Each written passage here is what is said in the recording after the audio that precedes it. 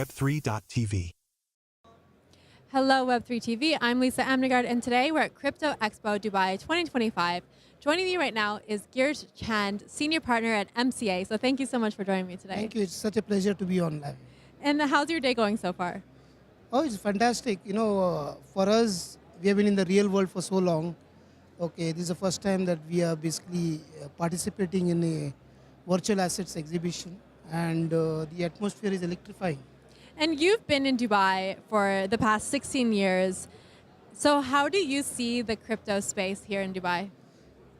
So just a correction, I've been here for 3 decades. The company MCA has been in existence for over 16 years. Right now, the crypto space is something which has rapidly developed as far as UAE is concerned in the last, I would say, last 5 years. Okay, now effectively, like we have heard, is that UAE or Dubai is among the top 3 virtual assets spots in the world, right? So that's really a remarkable achievement considering the short space of time.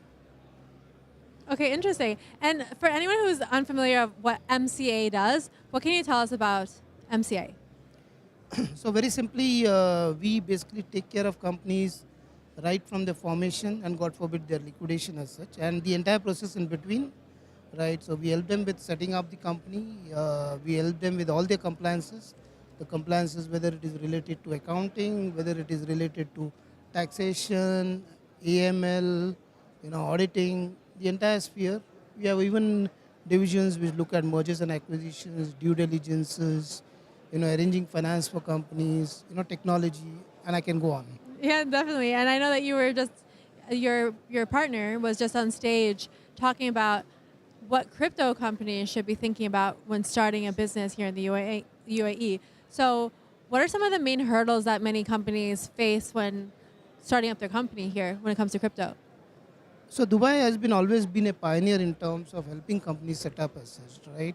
But this is a new space, right? So one of the elements which comes in is in terms of the licensing for the virtual asset space as such. So I think that's a space that is now evolved. Vara has come out with very clear regulations as such. So hopefully, we will see this space of licensing of entities coming down rapidly. Okay, so the one area could be the licensing. The other area is that when companies are setting up, they also need to be aware of the compliances that are there in the region. So primarily, whether you talk about from an AML perspective or even from a taxation perspective. What we have seen is that entities are setting up, but there is a regulation here that within 3 months you are expected to be registered for corporate tax. Okay, so these are the elements that companies need to be aware of, that that there is a corporate tax here, there is registration for value-added tax. If you are earning commissions over $100,000 in a year, you're expected to be registered for even the value-added tax as such. So these areas is what companies need to watch for. I think they're excellent in their ideas, they're excellent in their technology. Maybe in the real world, you also need to take care of the other elements of compliance. Yeah, exactly, because the UAE, they've come out and say we're very crypto friendly, but at the same time, there are certain regulations that companies have to comply with in order for the space to be safe.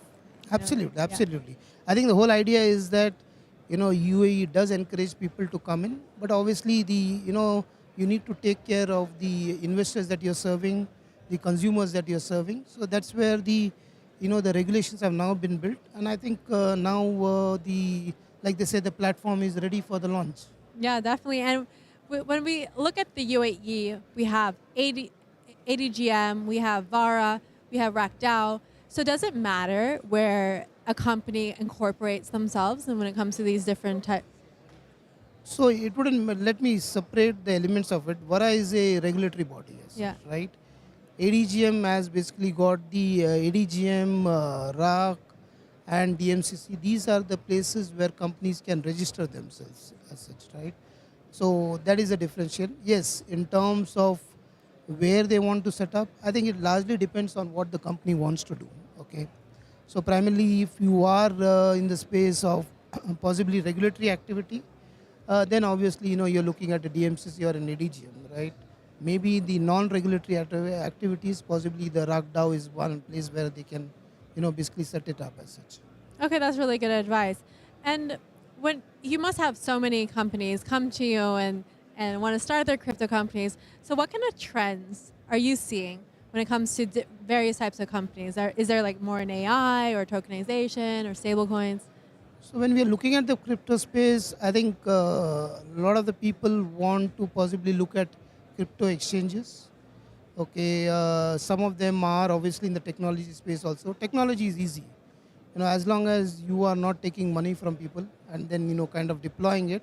That space is easy because in terms of that wouldn't come into the regulatory framework. But yes, if you are thinking of establishing an exchange, right? If you are basically getting into primarily in terms of a physical exchange, we've just met a gentleman who wants to put a physical virtual asset exchange where the bitcoins can be exchanged with the fiat currency like dollars and the dirhams.